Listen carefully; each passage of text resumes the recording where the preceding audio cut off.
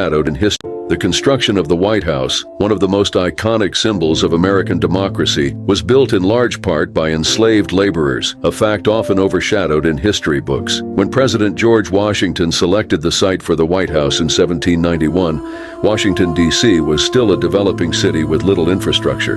In order to build the home of the president, cheap and skilled labor was required, and much of this labor came from enslaved black workers who toiled under harsh conditions with no recognition.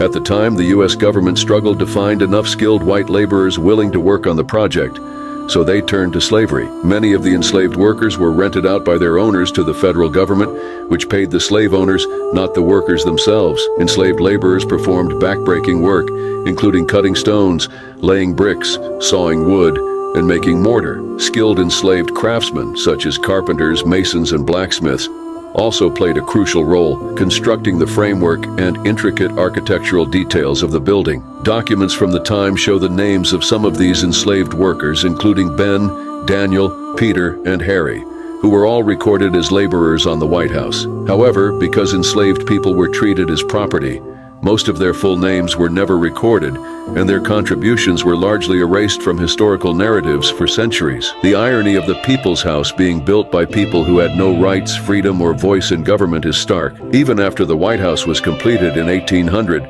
slavery continued within its walls as several early presidents, including Thomas Jefferson, James Madison, James Monroe, and Andrew Jackson, enslaved people in the White House itself. It wasn't until 2016, during Michelle Obama's speech at the Democratic National Convention, that mainstream awareness of this history gained significant traction. In her speech, she reminded the nation that she, a black woman, woke up every morning in a house built by slaves, a powerful statement that forced many Americans to confront this painful history.